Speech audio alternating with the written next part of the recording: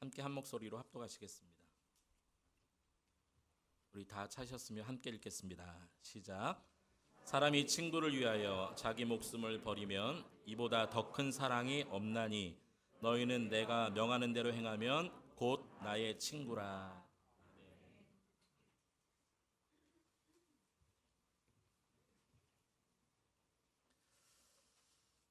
여러분 한 주간 동안 오늘 참 기도해 주신 집사님의 그 표현이 참 신선하면서도 마음에 와 닿았어요. 예수님처럼 고치고 가르치고 전파하는 생명 공동체로 실시간 방송될 수 있도록 이런 기도를 들어본 적이 없는데 두 마음이 들었어요. 하나는 정말 그렇게 살아야지, 또 하나는요 그렇게 살지 못했던 한 주간이었는데 이런 회개하는 마음이 생기더라고요. 여러분 오늘 대표 기도하신 집사님의 기도처럼 이번 한 주간은 실시간 하나님께 영광이 되어지고 또 이웃에게 그리스도의 사랑이 증거되어지고 우리가 찬양드린 것처럼 우리를 통해 죽어가는 생명이 살아날 수 있는 여러분의 한 주간 삶 될 수 있기를 축복합니다. 우리 그런 의미에서 함께 우리 비전으로 좀 인사할까요? 당신이 교회입니다. 인사하겠습니다. 당신이 교회입니다. 여러분 혹시 이 게임을 아십니까? 사진 하나를 좀 보여드리겠습니다. 루미큐브라는 게임인데요. 해보셨나요? 네, 저도 자녀들하고 어릴 때 많이 해봤는데요. 이 루미큐브는 일정한 법칙이 있습니다. 빨간색, 주황색, 파랑색, 검정색 숫자 1에서 13까지 이 뭉치가 두 뭉치씩 총 104개의 타일 조각이 있습니다. 이 104개의 타일 조각을 처음에 일정 부분 나눈 다음에 색깔별로, 그 다음에 숫자 순서대로 이것을 하나씩 하나씩 맞춰가면서 내가 처음에 가진 이 큐브 조각들을 다 내려놓으면 승리하는 게임이에요. 그런데 아무렇게나 할 수 없습니다. 이게 분명한 법칙이 있습니다. 정해놓은 순서를 따라야 됩니다. 내가 저거 하고 싶은데 한다고 할 수가 없어요. 타일 조각 하나는 별게 아닙니다. 104개 중에 한두 개 정도 잃어버려도 괜찮지 않을까? 아니요, 절대 그렇지 않습니다. 조각 하나가 없으면요, 나중에 이 게임이 풀어질 수가 없어요. 저는 이 게임을 할 때마다 이런 생각이 듭니다. 우리 인생도 이 큐브 조각 하나처럼 아무것도 아닌 것처럼 보입니다. 특히 하나님이 창조하시니 온 우주 만물을 인간의 시각이 아니라 하나님의 시각으로 나를 보면 정말 볼품없는 인생 아닙니까? 아무것도 아닌 인생 아닙니까? 이 지구가요, 온 우주를 생각할 때 정말 아무것도 아닌 한 점과 같은 지구에서도 대한민국이라는 정말 눈에도 보이지 않는 조그만 나라에 이 의정부라는 곳에서 우리가 살면서 정말 아웅다웅하며 오늘 내가 기도하는 것이 이루어지지 않는다고 때로는 원망하고 불평하고 나의 것만을 취하기 위해서 달려가는 내 인생, 하나님의 시각으로 볼 때는요 정말 아무것도 아닌 인생일 것입니다. 정말 보잘것없는 인생일 것입니다. 그러나 하나님은 오늘도요 오직 하나님 당신의 정확한 시간대로 그리고 하나님의 계획과 뜻대로 나라는 보잘품없는 인생의 퍼즐 하나를 맞춰가고 계신다는 것을 믿으셨으면 좋겠어요. 그렇기 때문에 우리는 그분의 계획을 깨닫고 그분의 뜻에 순종하며 오직 나를 향해 이끄시는 그분의 방법대로 살아가는 것이 진정한 복이고 이것이 참된 지혜인 것입니다. 오늘 저와 여러분은 하나님의 뜻을 알면 되는 거예요. 하나님의 방법을 깨달으면 되는 것입니다. 하나님이 인도하신 대로 그 길로 가면 되는 것이에요. 그런데 너무 어렵게 생각하지 마십시오. 이미 하나님은 당신의 뜻과 당신의 길과 당신의 모든 방법을 우리에게 다 알려주셨습니다. 그것을 기록한 책이 바로 하나님의 말씀, 성경 아닙니까? 여러분 성경만 피면 하나님의 뜻, 하나님의 방법, 하나님의 길을 다 알 수가 있어요.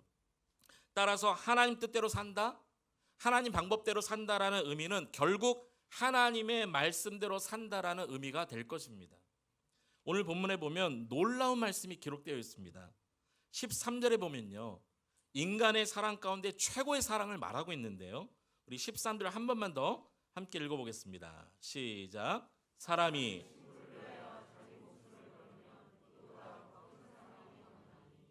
아멘. 인간의 사랑 가운데 최고의 사랑 아닙니까?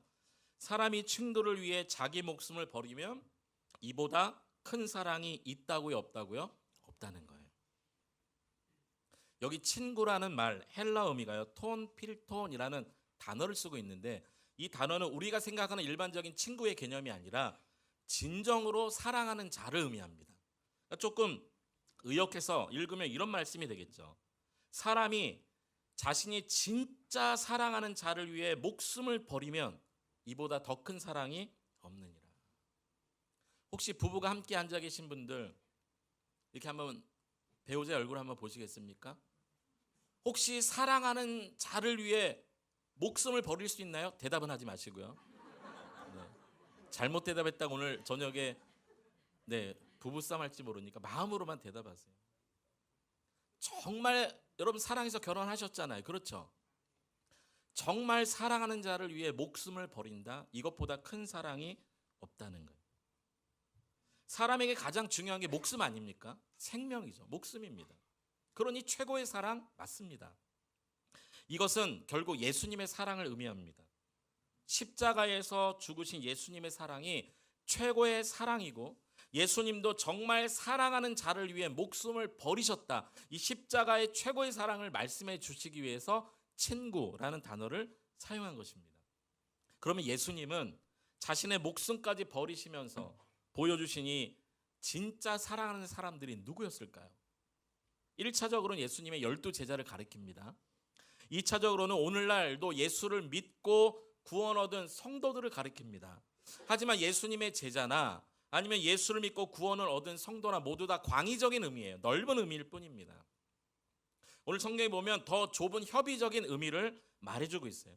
예수님이 자신의 목숨까지도 버리실 정도로 진짜 사랑하는 친구가 누군지 14절에 나옵니다. 우리 14절 말씀 함께 읽겠습니다. 시작. 너희는 내가 명하는 대로 행하면 곧 나의 친구라. 할렐루야. 우리 주님은요, 주님이 명하는 대로 행하는 자를 친구로 여기신다고 말씀하셨어요. 다시 말해서 주님의 뜻대로 행하는 사람, 주님의 방법대로 사는 사람을 진짜 사랑하는 자라고 여겨주신다는 거예요.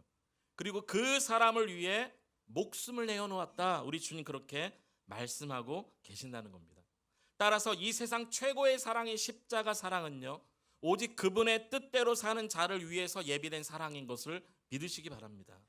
그래서 하나님의 자녀인 저와 여러분들은요, 마치 일정한 법칙이 있어서 그 법칙대로만 게임을 해야 되는 루미큐브 게임처럼 오직 하나님의 방법대로만 살아가야 되는 사람들이 우리 그리스도인입니다. 하나님의 방법대로 사는 삶, 이것이 하나님의 자녀의 정체성 아니겠습니까? 오늘 이 시간에 여러분 마음에 다시 한번 결단하십시오. 내가 어제까지는 그렇게 살지 못했다 할지라도 내가 오늘부터는 하나님의 뜻을 따라 하나님의 방법대로 나를 인도하심을 따라 순종하며 살리라 결단하셔야 됩니다. 왜냐하면 그리스도인의 정체성이 하나님의 방법대로 사는 삶이기 때문입니다. 제 대학원 동기가 있습니다. 오래전 일입니다. 섬기는 교회에서 청년들을 데리고 라오스로 단기 선교를 떠났어요. 지금도 그렇지만 라오스는 아직 공산국가입니다. 저도 분립하기 전에 비전교회 있을 때 태국에 한 4년 정도 청년들을 데리고 선교를 갔는데 한 번은요, 이 태국과 라오스 접경 지역이 있습니다. 그 접경 지역에 한 번 넘어갔다 온 적이 있어요. 왜냐하면 라오스에 있는 한 선교사님을 만나기 위해서. 태국은 그래도 태국은 좀 자유롭습니다. 그러나 라오스는 함부로 들어갈 수가 없어요. 아예 들어갈 때 오늘은 라오스 땅에 가서 선교사를 만나고 올 테니까 복장 완전 여행자 복장으로 입고 오라 그랬어요. 선글라스도 끼고 반바지도 신고 샌들도 신고 그리고 소지품 성경책 아무튼 종교적인 색깔 나오는 거 다 빼라 그랬어요. 심지어 십자가 목걸이 다 빼고 오라 그랬어요. 혹시 모르니까. 근데 그때 아마 제일 많이 갔던 것 같아요. 한 30여 명이 가서 그 땅을 넘어가는데요. 그렇게 우리가 좀 두려움을 가지고 넘어가는데 우리는 몰랐어요. 우리는 몰랐는데 나중에 선교사님 말하기를 지금 주변에 사복 경찰들이 따라오고 있다는 거예요. 그래서 그 어느 한 공원에서 마치 공원을 산책하듯이 좀 뿔뿔이 흩어져서 겨우 선교사를 만났는데요. 아직도 라오스는 그러한 땅이에요. 그러니 함부로 갈 수가 없죠. 그런 곳에서 선교를 한다는 것은 있을 수가 없는 일 아닙니까? 그런데 제 그 대학원 동기가 오래전에 함께 청년을 데리고 라오스에 단기선을 갔다가 이 선교를 잘 마치고 돌아오는 날 아침이었습니다. 이제 공항에 가서 자, 여권들 전부 가져와. 그래서 여권을 다 걷어서 티켓팅을 하려고 하는데 그만 한 청년이 여권이 없다는 거예요. 도대체 어디서 잃어버렸는지 여권을 분실해 버렸어요. 이제 몇 시간 뒤면 비행기를 타야 되는데 이 발급이 안 되는 거죠. 비행기 표가. 그래서 현지에 있는 그 라오스 그 공항에 있는 라오스 사람들에게 막 손발을 사용하면서, 이미 선교사님은 공항에 들어오지 못하고 이미 가셨고, 막 이렇게 저렇게 이 여권이 없어졌다고 이야기합니다. 그때 이 라오스 공항 직원들이요, 뒷돈을 요구하더래요. 뒷돈을. 돈을 주면 여권 해결해 주겠다는 거예요. 근데 제 동기 목사가 아무리 생각해도 이거는 하나님의 방법이 아닌 것 같은 자꾸 마음에 감동이 오는 거예요. 그래서 거절을 하고, 일단 너무 급하니까 나머지 팀들은 빨리 한국으로 돌려보내고, 이 책임자로 갔기 때문에 여권 잃어버린 청년과 이 목사님이 둘만 거기서 하루를 보내게 되었어요. 다음 날 이 라오스 한국 대사관에 가서 자초지정을 얘기하고 임시 그 여권을 발행을 받습니다. 그리고 비행기표를 구하는데 다음 날 자리가 없어요. 이틀이나 지나서 결국 돌아오게 되었습니다. 여러분 생각에는 뒷돈이라도 주어서 빨리 돌아오는 게 효과적이었을까요? 여러분 어떻게 생각하십니까? 저도 비슷한 상황을 오래전에 경험한 적이 있습니다. 중국에 가면 저 서쪽 끝에 그 우르무치라고 그 무슬림들이 사는 마을이 있습니다. 중국인데 중국 사람들은 거의 없고 그 중동 지역에서 넘어온 소수민족들이 사는 마을이 있어요. 그곳으로 단기 선교를 갔다가 돌아오는 날이었어요. 그런데 갈 때는 잘 갔는데 뭐 여권을 잃어버린 팀원도 없습니다. 그런데 문제가 뭐냐면 저희를 가이드해 주시는 선교사님이 비행기 출발 시간을 착각을 한 거예요. 비행기 출발 시간. 이미 비행기는 떠나버렸어요. 와, 우리 모든 짐 다 싸고 이제 내일이면 가야 되는데, 그날이 무슨 요일이냐면 토요일. 선교팀의 100%가 목사님들. 그럼 어떻게 해야 될까요? 여기저기 여행사를 다 뒤져봐도 표가 없어요. 표가 없어요. 목사님들이 난리가 났어요. 내일 교회 가서 설교해야 되는데, 예배 드려야 되는데 큰일 났다고 합니다. 저는 다행히 그때 부목사라서 빨리 담임 목사님께 설명을 드리고 가지 못하는 상황이 있었는데, 막 거기서 불평이 터지고 가이드해 주신 선교사님 일주일 동안 잘 선교하면서 막 웃으면서 기쁘게 선교했는데 그냥 선교 삶을 향해서 삿대질 하는 목사님이 계시고 막 불평을 터뜨리고 내일 가서 교회를. 여러분 어떤 생각이 드십니까? 그런데 우리가 하루를 늦게 주일 저녁 비행기로 돌아가게 되었는데요. 그러면서 선교사님이 함께 선교하는 그곳의 선교사님이 운영하는 태권도장에 저희들을 하루 묵게 했습니다. 이미 저희의 숙소는 다 캔슬이 된 상황이고요. 근데 놀라운 일이 일어났어요. 우리가 그렇게 불평하고 원망했는데 그 태권도장에서 하루를 지나면서 그 태권도장에 오는 아이들에게 복음을 전하기 시작했고요. 그 복음을 전함으로 인해서 결신자가 생겨나게 됐어요. 우리의 뜻은 어떻게 해서라도 온갖 방법을 동원해서라도 빨리 돌아가서 예배를 인도하고 설교하는 것이 우리의 뜻이라고 생각했는데 하나님의 뜻은 아니었어요. 목사가 설령 교회 가서 예배를 인도하지 못한다 할지라도 그 땅에 어쩌면 우리가 다시는 못 갈 그 땅에, 어쩌면 우리가 그 순간이 아니었으면 한 번도 복음을 듣지 못할 그 태권도장에 오는 어린이 한 명이 예수님을 믿게 되었다는 그 놀라운 사실을 통해서 하나님의 방법은 따로 있구나. 하나님의 방법은 우리 인간의 생각을 뛰어넘는구나라는 것을 깨달은 적이 있습니다. 여러분 대부분 크리스찬들은요, 어려운 일을 만나면 기도합니다. 그리고 어떻게든 신앙적으로 극복해 보려고 노력합니다. 하지만 그러다가 상황이 안 되면요, 하나님 원망합니다. 하나님 정말 살아계시냐고 묻습니다. 하나님 살아계신다면 어떻게 우리 가정에 내 인생에 우리 자녀들에게 이런 일이 일어나니라고 반문하죠. 그러나 정말 하나님을 신뢰하는 사람은 끝까지 하나님의 뜻을 기다리는 사람입니다. 정말 하나님을 믿는 사람은 비록 더딜지라도 세상적 방법에 또 세상적인 눈가림에 그냥 넘어가는 것이 아니라 하나님의 방법을 선택합니다. 그게 바로 믿음 아니겠습니까? 예전에 있었던 일입니다. 융통성 있게 넘어가야 되나 아니면 하나님 방법대로 좀 늦더라도 좀 기다려야 되나 갈등을 했던 사건이 하나 있었어요. 토요일 날 저희가 분립하고 여기 와서 있었던 일은 아니고요. 이전에 토요일 날 이렇게 근무하고 있는데 한 청년이 사무실 문을 두드리는 거예요. 그러더니 본 교회 대학생이라는 거예요. 제가 예전에 비전교회 11년 동안 부목사로 살겠는데 한 번도 본 적이 없는 거예요. 근데 본인은 본교회 등록을 했고 청년부 대학생이라는, 그러면서 봉사 확인서를 받으러 왔다는 거예요. 봉사 확인서. 그래서 제가 자세히 물어봤어요. 청년부 담당 부목사님한테도 물어봤더니 진짜 몇 년 전에 등록한 청년이 맞아요. 예배 전혀 안 나오다가 이제 대학생이 되고, 대학교에 가면 그 기독교 대학을 어떻게 들어갔나 봐요.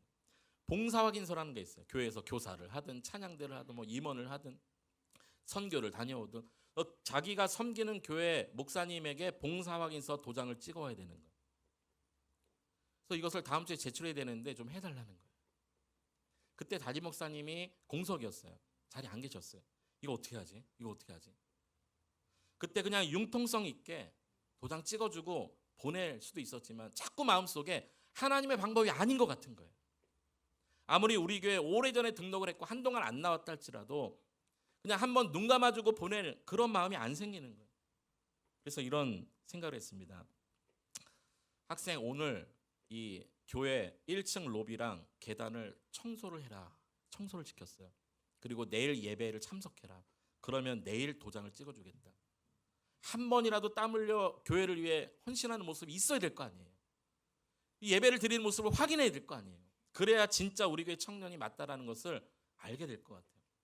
그래서 열심히 청소하게 만들고요. 다음날 예배 참석하는 거 확인하고 도장을 찍어서 보내줬어요. 그게 하나님의 방법으로 저는 판단이 되어졌어요. 여러분, 세상적 기준에서는요, 오히려 세상의 방법들이 더 지름길처럼 보일 때가 있습니다. 더 현명하게 보일 때가 있어요. 하나님의 방법은요, 융통성 없이 보이고요, 더 힘든 길로 가는 것처럼 보입니다. 그러나 진정한 믿음의 사람은요, 하나님의 방법을 선택해서 그 방법대로 사는 사람입니다. 우리 교회는 새벽 기도 때마다 생명의 삶 큐티책으로 새벽 말씀을 나누고 묵상하는데요. 요즘 사무엘상 말씀을 묵상하지 않습니까? 혹시 오늘 말씀 묵상하신 분 계십니까? 오늘 말씀? 오늘 말씀에 보면요, 어떤 말씀이 나오냐면 하나님께서 사울 왕에게 아말렉을 치라고 명령하십니다. 왜냐하면 이 출애굽할 때, 이스라엘 백성들 출애굽할 때 아말렉이 중간에서 걸림돌이 되었거든요. 이스라엘 백성들 방해하고요, 대적하고요, 그들을 괴롭혔거든요. 그러니까 하나님께서 이스라엘 백성들을 괴롭힌 아말렉을 완전히 진멸할 것을 명령하시는데, 아말렉의 왕 아각으로부터 시작해서 그 땅의 모든 사람, 짐승 하나도 취하지 말고 다 멸하라고 명령하십니다. 그러나 아말렉을 치는 방법, 완전 진멸이 하나님의 방법이었는데 사울과 이스라엘 백성들은요, 하나님 방법대로 하지 않았습니다. 사무엘상 15장 9절에 보면 이렇게 말씀하고 있습니다. 같이 한번 읽어봅시다. 시작. 사울과 백성이 아각과 그의 양과 소와 가장 좋은 것 또는 기름진 것과 어린 양과 모든 좋은 것을 남기고 진멸하기를 즐겨 아니하고 가치 없고 하찮은 것은 진멸하니라. 하나님의 방법은 완전 진멸이었는데 사울과 백성들 어떻게 생각했다고요? 가치 없고 하찮은 것, 이것은 없어도 될 만한 것은 진멸해버리고 딱 봤을 때 가져가면은 좀 좋을 것, 기름진 것, 이런 것은 취해서 가져가는 것. 하나님의 방법이 아니었습니다.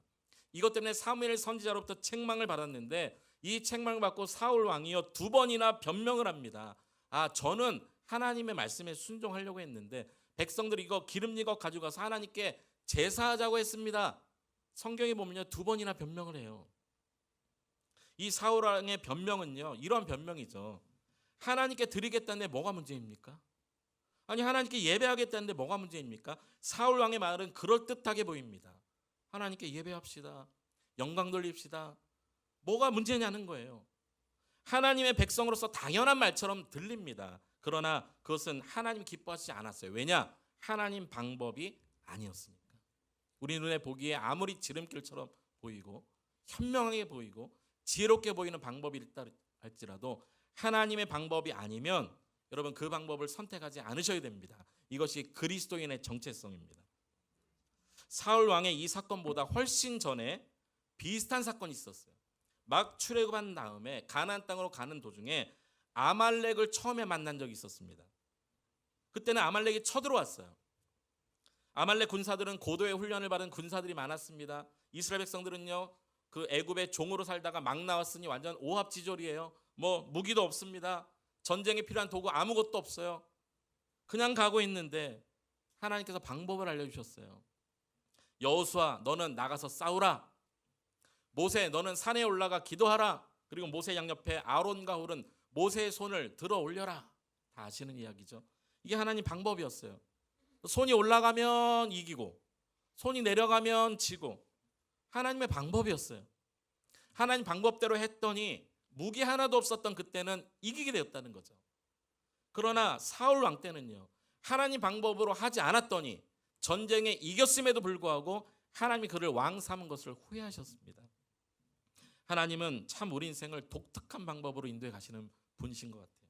때로는 납득 안 되고 이해되지 않는 방법으로 인도해 가실 때가 있습니다. 여러분, 이스라엘 백성들 출애굽할 때 상황 한번 생각해 보십시오. 막 출애굽했더니 앞에 홍해 바다가 가로막혔습니다. 다 죽었다 생각했어요. 이제 우리 죽었구나. 그러나 하나님은요, 바닷길을 여셨어요. 참 이해 안 되는 방법으로 인도하십니다. 광야에서 물을 얻지 못하자 불평합니다. 원망합니다. 하나님 모세를 향해서 바위를 치라. 지팡이로 쳤더니 물이 터져 나왔어요. 참 하나님은 오묘하신 분이십니다. 가나안 땅에 이제 들어갔습니다. 40년 만에 들어갔어요. 들어갔는데 들어갈 때 첫 성, 이 여리고 성은요, 완전 난공불락의 성이에요. 성은 높고요, 그 안에 있는 사람들은 다 거인처럼 보입니다. 그러나 하나님께서도 이때 놀라운 특별한 방법을 말씀하셨어요. 그 방법이 뭔지 아세요? 아침 조깅이었어요. 아침 조깅. 하루에 한 바퀴 나가서 성 주변을 돌라. 조깅이죠. 이렇게 6일을 돌고 7일째는요 7번 돌라. 그리고 나팔 소리가 들리면 함성을 질러라. 7일 동안 이스라엘 백성들이 했던 건 뭐예요? 아침 조깅. 아침 조깅. 근데 하나님의 방법이었어요. 인간적인 생각으로 보면 말이 안 되는 거죠. 그런데 하나님 방법으로 했더니 여리고성 무너졌습니다.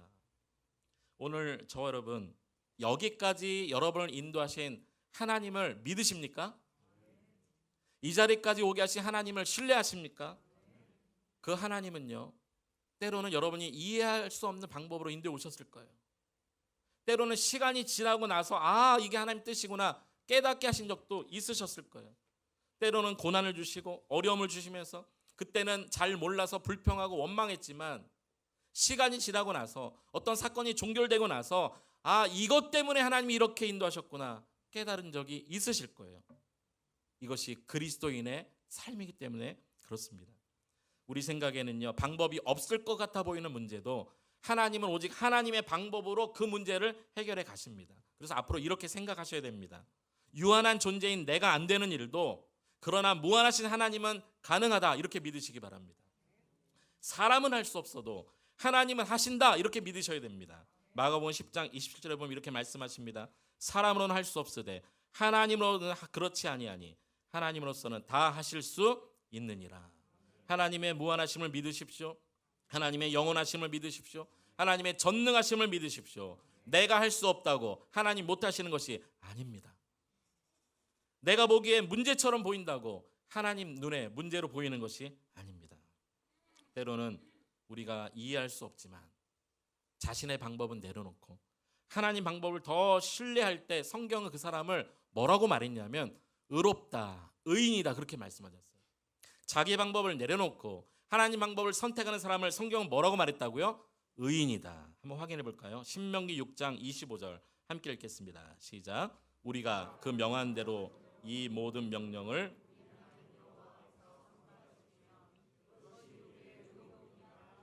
아멘. 하나님 명령대로, 하나님 방법대로 순종하면 그것이 그 사람에게 어떻다고요? 의로움이 된다는 거예요. 그리고 하나님은 그 의인과 함께 하십니다. 시편 14편 5절에 보면 하나님이 의인의 세대에 계심이로다 라고 말씀하세요. 하나님 명령대로 사는 삶, 그런 사람과 하나님이 함께 계신다는 거죠. 성경에 보면 특별히 의인이다 라고 특별하게 따로 표현한 세 사람이 있습니다. 한 사람은 노아. 그는 의인이요 당대 완전한 자라 말씀했죠. 노아는 어떻게 의인이었습니까? 말없이 오랫동안 방주를 묵묵히 짓습니다. 성경은 그에게 의인이라고 말했어요. 또 아브람, 갈 바를 알지 못하고 하나님이 가라 하면 갔습니다. 많은 자손을 주겠다 약속하셨을 때 그것을 믿음으로 그것을 의롭게 여겨주셨다고 했습니다. 욥을 보십시오. 성경에 보면 그는 온전하고 정직하여 하나님을 경외하고 악에서 떠난 의인이라고 말하고 있어요. 그가 까닭없이 고난당했지만 주신 자도 여호와시요 취하신 자도 여호와시오니 오직 하나님만 높임을 받기 원합니다. 그렇게 고백하지 않았습니까?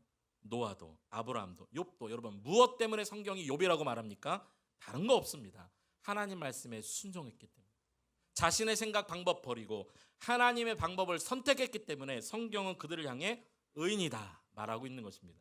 저는 간절히 기도합니다. 저나 우리 모든 성도들이 오늘 이 시대 하나님 보시기에 의인 되시기를 축원합니다. 우리의 행위나 우리의 모습은 온갖 죄로 가득 차 있지만 우리의 마음도 죄악으로 부패해져 가지만 그러나 다시 돌이키고 회개하여 하나님의 뜻을 깨닫고 하나님 방법을 선택함으로 하나님 보시기에 의로운 자가 되어 하나님 나라 확장에 여러분의 삶이 쓰임받을 수 있는 복된 인생 될 수 있기를 축원합니다. 말씀을 정리합니다. 여러분은 이 질문에 어떻게 답변하실지 모르겠어요. 한번 스스로 생각해 보세요. 나는 세상적인 방법과 하나님의 방법 사이에서 주로 어떤 것을 선택해 왔는가? 여러분 스스로 한번 점검해 보시기 바랍니다. 내 생각으로 이성적으로 도저히 이해가 안 되고 납득이 안 된다 할지라도 그 방법이 하나님의 방법이라면 여러분 신뢰하고 따르시겠습니까? 성경은 이런 사람을 의인이다 말하고 있습니다. 오늘 본문에 보면 예수님은요, 내가 명하는 대로 행하면 곧 나의 친구, 내가 진짜 사랑하는 자다라고 말씀하셨고, 사랑하는 친구를 위해 목숨을 버리는 것보다 큰 사랑이 없다라고 말씀하시면서 십자가 사랑이 가장 큰 사랑이라고 말씀해 주셨습니다. 그 십자가 사랑은 오직 주님 뜻대로 주님 명령대로 사는 자를 위해 예비해 주신 것입니다. 오늘 저와 여러분들이 오직 주님 말씀만 붙들고 사는 인생 될 수 있기를 축원합니다. 우리 하나님은 언제나 여러분을 신실하게 인도하시되 그 알 수 없는 깊이로 그 잴 수 없는 넓이로 그 셀 수 없는 은혜로 우리를 인도해 가십니다. 분명히 기억하십시오. 하나님은 오늘도 아무것도 아닌 퍼즐 한 조각 같은 우리 인생도 오직 하나님의 시간표 안에서 하나님의 방법대로 한 조각 한 조각 맞춰가고 계신다는 것입니다. 우리 주님이 직접 십자가에 못 박혀 죽으심으로 사랑하는 자를 위해 목숨을 내어주신 이 최고의 사랑을 보여주셨고 말씀을 지키는 자를 위해 내가 그 사랑을 보인다라고 말씀하셨습니다. 그런데 혹시 여기 계신 분 중에 그럼 이렇게 생각하는 분 계실지 모르겠어요. 나는 주님을 떠나 산 지 한참 됐는데 주님이 나도 사랑하실까? 주님은 사랑하는 자를 위해 목숨을 버리셨다는데 나는 아무리 생각해도 내가 죄인 같은데 나라는 사람을 위해서도 주님이 목숨을 버리실까? 여러분 이 말씀으로 여러분 큰 용기와 위로를 삼으시기 바랍니다. 로마서 5장 8절에 보면 우리가 아직 죄인 되었을 때 그리스도께서 우리를 위하여 죽으심으로 하나님께서 우리를 향한 자기 사랑을 확증하셨느니라. 친구를 위해 사랑하는 자를 위해 목숨을 버리는 최고의 사랑을 이미 하나님께서 딱 못 박아 놓았는데 그때가 언제였냐면 우리가 변화됐을 때가 아니라 우리가 의인 되었을 때가 아니라 우리가 달라졌을 때가 아니라 우리가 아직도 죄인이었을 때 십자가에 우리를 위하여 죽으셨다 이렇게 말씀하고 있습니다. 오늘 그렇기 때문에 이 자리에 저나 여러분이나 아무도 핑계댈 자가 없어요. 나는 부족한데 죄인인데 나를 사랑하실까? 핑계댈 수 없습니다. 그 사랑을 이미 우리는 받은 자들입니다. 우리가 죄인 되었을 때 이미 십자가에 죽으심으로 그 사랑이 어떤 사랑인지를 알려주셨으니 우리는 이미 그 사랑을 받은 저와 여러분입니다. 이제 남은 일평생 오직 주님 뜻대로 주님 방법대로 살아감으로 진짜 주님의 친구로 사신 여러분 될 수 있기를 축원합니다. 오늘도 하나님 우리를 이끌고 계십니다. 우리는 하나님 없이 결코 우리의 인생의 삶을 조금 더 이해할 수가 없습니다. 하나님의 방법대로 하나님의 시간표대로 오늘도 착착착 가고 있음을 믿고 남은 일생 그분 앞에 다 맡겨드리는 복된 삶 사시기를 축원합니다.